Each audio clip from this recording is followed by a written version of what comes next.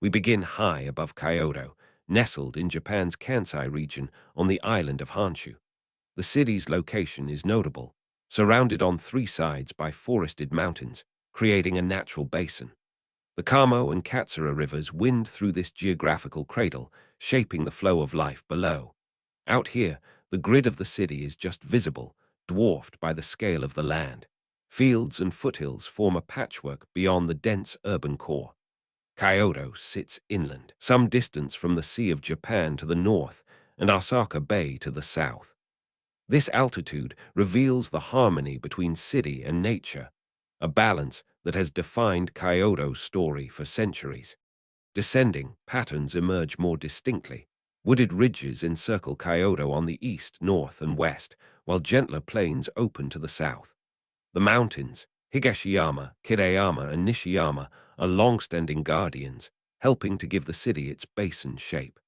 The Kamo River can now be traced snaking southwards, providing both a natural boundary and, historically, a vital water source.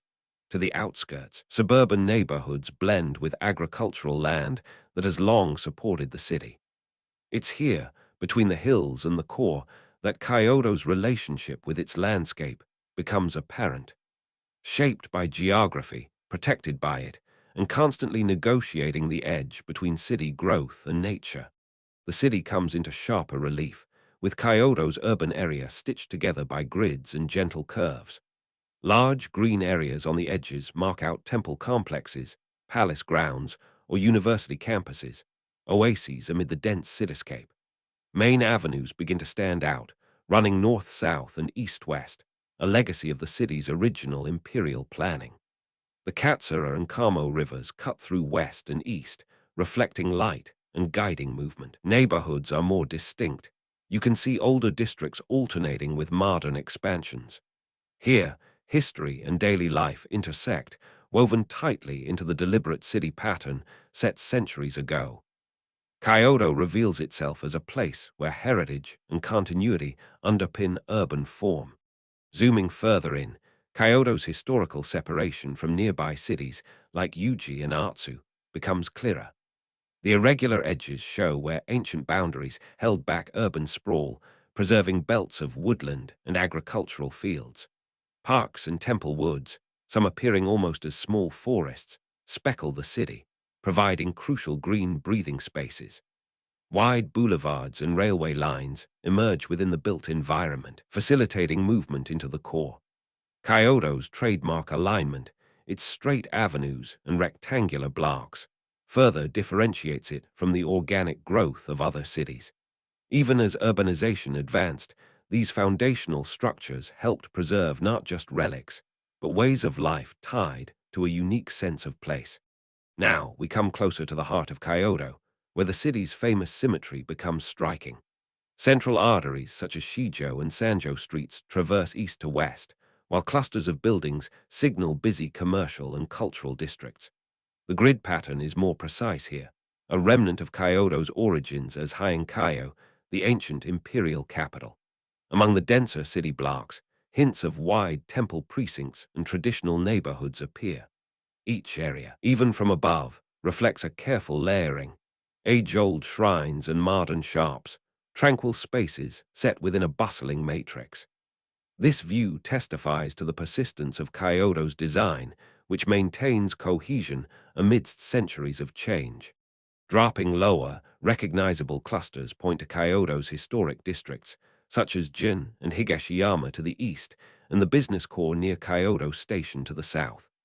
The Kamo River flows calmly, dividing the bustling city from nearby temple slopes. Green patches, protected for centuries, stand out, each a landmark or retreat from urban movement. Urban density is marked by a repetition of rooftops, interrupted only by areas intentionally reserved for cultural or spiritual activities. Even at this scale, you sense Kyoto as a city balancing innovation and tradition, each district developing its own rhythm but remaining part of a greater fabric. Individual districts now distinguish themselves more clearly. The eastern edge, with its tree-lined spaces, hints at temple gardens and historical pathways. Dense networks of residential streets fan out, broken by occasional wide roads or clusters of much larger structures. These are often associated with public institutions or shopping malls. The western side is more subdued, with low-rise housing stretching toward the mountains. Urban parks and preserved sites form recognizable anchors within neighborhoods. Kyoto's character becomes evident, a city with varied districts, some buzzing with activity, others still harboring a quiet, centuries-old presence amid relentless urban energy. Nearer now, the famed lines of Maxar, Kyoto's traditional townhouses, can be imagined, lining narrow lanes amidst blocks of more recent buildings. The grid tightens, streets running with purpose toward key sites east and west. In places, open compounds hint at schools or temple precincts, sheltered by stands of trees. Traffic gathers along main thoroughfares, connecting markets, homes, and creative spaces. Distinct areas begin to show their character. Entertainment quarters mixed with serene temple grounds, all framed by Japan's recognizable blend of old and new.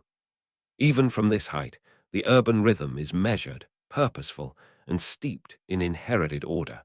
With increased clarity, details of everyday Kyoto life emerge. Gridded residential blocks contrast with the meandering Kamo River and the greenery flanking its banks. Small open spaces, perhaps neighborhood parks or temple courtyards, offer pause within the bustle.